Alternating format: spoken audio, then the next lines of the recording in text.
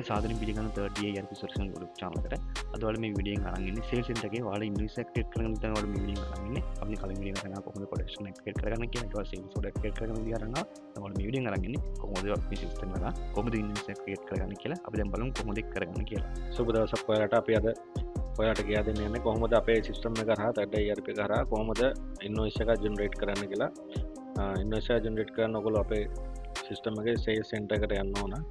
sales center එකේ invoice form එක කරා තමයි ඔයගොල්ලන්ට invoice එක generate කරගන්න පුළුවන්. ඔයගොල්ලෝ sales center එකේ invoice form එකට ගිහින් new කියන එකට ගියාම ඔයගොල්ලන්ට quotation එක job board එකක් නැතුවත් invoice එක generate කරන්න පුළුවන්. නැත්නම් sales quotation එක sales order එකක් use කරගෙනත් ඔයගොල්ලන්ට ඕනනම් invoice එක generate කරන්න පුළුවන්. අපි මුලින්ම බලමු කොහොමද quotation එක කරා අපි invoice එක generate කරන්නේ කියලා. ඒකට ඔයගොල්ලෝ quotation එක දාපු customer ගේ නම select කරලා මෙතන load කියලා button එක දුන්නාම ඔයගොල්ලෝ දැන්ට එයාගේ quotation දාලා දෙනවනේ automatically මෙතන එයාගේ quotation එක බලමු quotation එක දාලා තියෙන customer කෙනෙක් select කරලා මෙතන load කියන button එක දීලා එතකොට එයාට automatically වෙනවා quotation මොනවද දාලා තියෙන කියලා. ඔයගොල්ලෝ මෙතනින් කැමති quotation එක load කරලා ඊළඟ මේ customer ට යවන්න පුළුවන් invoice එක. එතනින් අපිට invoice date එක select කරලා එයාට ජූන් මාසේ දාමු. ඊට පස්සේ කවුද sales person, ඊට පස්සේ එයාට අපි credit period එක දෙනවා, term එකක් දාන්න පුළුවන් credit period එක. ඊට contact person ඒ ටිකක් මෙයා කරලා ඔයගොල්ලන්ට පුළුවන් මෙතනින් අපි සම්පූර්ණ ගාන බඩු ටිකම යවනවා නම් බඩු ටික යවන්න පුළුවන්. නැත්නම් එයාට අපි භාගය නම් බඩු ටික යවන්න අනවශ්‍ය බඩු ටික මෙතනින් වල delete කරගන්න පුළුවන්. දැන් එතකොට අපි ගාව තියෙන බඩු ටිකේ මේක අපිට automatically on hand එක අපි ගාව කොච්චර stock එකක් තියෙනවද කියලා මෙතනින් පෙන්නනවා. ඒකට එයාට අපි discount එකක් දෙනවා නම් quotation එකට අමතරව ඔයගොල්ලෝ discount එකක් දෙන්න පුළුවන්. ඔයගොල්ලෝ VAT SSCL liable නම් ඒකට VAT SSCL දාලා ඔයගොල්ලන්ට මේ invoice එක generate කරගන්න පුළුවන්. අපි බලමු මේ invoice එක generate කරලා පස්සේ අපේ stock එක අඩු වෙනවද කොහොමද වෙන්නේ කියලා අපි බලමු මුලින්ම. මේ විදිහට මෙයා කරලා ඔයගොල්ලන්ට create කරලා print කරලා ඔයගොල්ලන්ට invoice එක generate කරගන්න පුළුවන්. මේ විදිහ තමයි ඔයගොල්ලෝගේ අපි ඔයගොල්ලෝගේ invoice format එකට අපි ඔයගොල්ලෝගේ format එකට අපි format එක හදලා දෙනවා. අපේ system එක හරහා ඔයගොල්ලෝගේ අවශ්‍ය print out එකට customer කෙනෙක්ට යවන්න විදියට. අපි බලමු මෙන්න මේ අපි දාපු invoice එක customer ගේ outstanding එකට add වුණාද කියලා. අපි දැන් බලමු ලංකා කෙනෙක් කෙනාට අපි invoice එකක් දැම්මා ₹1610ක. එතකොට අපි බලමු මෙයාගේ customer outstanding එකට මේ 1610 add වුණාද කියලා. එතකොට outstanding එකට බලන්න sales වලට ගිහින් මෙතන sales report වල තියෙනවා payment pending invoice කියලා. payment pending එකේ අපි බලමු royal කියන customer select කරලා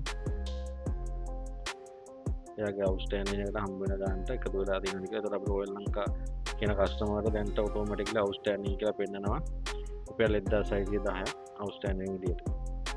අපි ඊට පස්සේ බලමු customer කෙනෙක් අපිට invoice එකක් දෙනකොටම අයා අපිට advance payment එකක් දෙනවා නම් advance payment එකත් එක්කම invoice එක කොහොමද generate කරගන්නේ කියලා. අපිට මෙතන new ගිහින් අපිට මෙතන customer select කරගත්ත අපි යන customer කවුද කියලා අපි ලංකාපන් check කරනම දෙමු. එතකොට අපි ඊළඟට එයාට දෙන item ටික select කරගන්න පුළුවන්.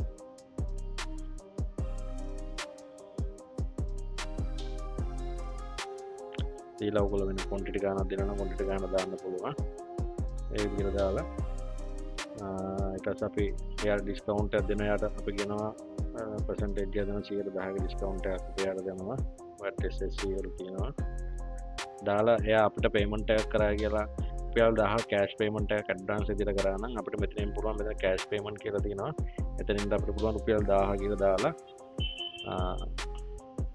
1000ක් දෙනවා cash payment එකක් විදිහට.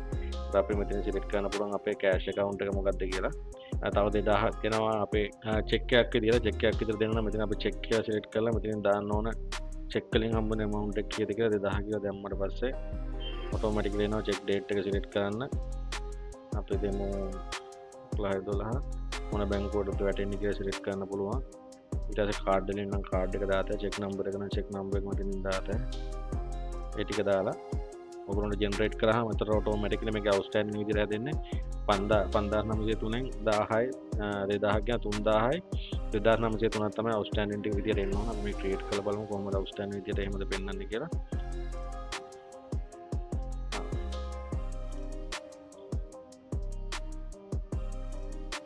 කොහොමද සීරියලයිස් අයිටම් නම් කොහොමද සීරියල් නම්බර් ඇඩ් කරන්න කියලා අපි ඊළඟ වීඩියෝ සීරීස් එක වෙනම කියනවා. ඒ සීරියල් නම්බර් අයිටම් එකෙන් ඒ අයිටම් එක අයින් කරලා අපි මේ අයිටම් දෙක විතරක් අපි සෙල් කරමු. මේකේ කොන්ට්‍රැක්ට් දෙකක් දාගමු. දාලා එතකොට 9500 ගානක් තියෙනවා. 9500 ගානෙන් 8000යි 2000ක් දැම්ම 6500 ගානක් බැලන්ස් එක තියෙනවා. අපි ක්‍රියේට් කරලා බලමු කොහොමද මේක අවුට්ස්ටෑන්ඩින් එක හැදෙන්නේ කියලා. ඔයාට දාපු ඉන්වොයිස් එකෙම කොච්චර අවුට්ස්ටෑන්ඩින් එකක් තියෙනවද කියලා ආපහු ඕපන් කරලා තෝරනම් බලා ගන්න පුළුවන්. ඉතින් අපි දාපු ඉන්වොයිස් එක ඕපන් කරලා බලලා එතන තියෙනවා පේමන්ට් හිස්ටරි කියලා. අතන මෙතන ඔයාලට පේමන්ට් හිස්ටරි එක ටික් කරාට පස්සේ ඔයාලට බලා ගන්න පුළුවන්. 9500ක් ඉන්වොයිස් එකක් හම්බෙලා තියෙනවා. ඔයාලා චෙක් එකෙන් රුපියල් 2000ක් හම්බෙලා දෙනවා. කෑෂ් වලින් 1000ක් හම්බෙලා තියෙනවා කියලා. මේ විදිහට ඔයගොල්ලන්ට ඉන්වොයිස් එක ඕපන් කරලාම ඉන්වොයිස් එකේ කොහොමද පේමන්ට්ස් වෙලා තියෙන්නේ කියලා හොයාගන්න පුළුවන්. ඒට අමතරව අපි දැන් ගිහින් බලමු මේ කස්ටමර්ට රුපියල් 3000ක අවුට්ස්ටෑන්ඩින් එකක් ඇඩ් වෙලා තියෙනවා. කස්ටමර්ගේ 9000 ඇඩ් වෙලා මේ පේමන්ට් එක ඇඩ් වෙලා 3000ක් සෙට් වෙලා තියෙනවද කියලා අපි බලමු. ඒකට බලන්න පුළුවන් සේල්ස් වලට ගිහින් කස්ටමර් බැලන්ස් ඩීටේල් එකක් අරගෙන එයාගේ සම්පූර්ණ හිස්ටරි එක ගන්න පුළුවන්. ඒතකොට ලංකා ෆර්නිචර් කියන එක සිලෙක්ට් කරලා view කරාම එයාගේ පෙටුන ඉන්වොයිස් එක 9500ක ඉන්වොයිස් එකක් තියෙනවා. පේමන්ට් එකක් ගෙන්දින රුපියල් 2000ක පේමන්ට් එකකුයි 1000ක පේමන්ට් එකකින් දින. ඒතකොට බැලන්ස් එක ඉතුරු වෙනවා 6000 ගානයි. අපි බලමු බැලන්ස් එක විතරක් තියෙන පේමන්ට් පෙන්ඩින් ඉන්වොයිස් එක ඕපන් කරාම ලංකා ෆර්නිචර් කියන එක සිලෙක්ට් කරලා view කරාට පස්සේ එයාගේ දැන්ට වෙනවා ඔරිජිනල් amount එක ඉන්වොයිස් එකේ amount එක 9000යි. දැන්ට බැලන්ස් එක ඉතුරුලා තියෙනවා 6530. ඒ විදිහට තමයි ඉන්වොයිස් එක ඔයගොල්ලන්ට ඉන්වොයිස් ටික ක්‍රියේට් කරගන්න පුළුවන්. අපි ඊළඟට බලමු අපි දාපු ඉන්වොයිස් එකකට අපිට පේමන්ට් එකක් හම්බ වෙනකොට කොහොමද පේමන්ට් එක හම්බ වෙන්නේ කියලා. පේමන්ට් එක හම්බ වෙන්න නම් ඔයගොල්ලෝ යන්න ඕන පේමන්ට් එක එන්ටර් කරන්න කියලා. අපි ඔයගොල්ලෝ යන්න ඕන කෑෂ් ඇන්ඩ් බැංක් එකට.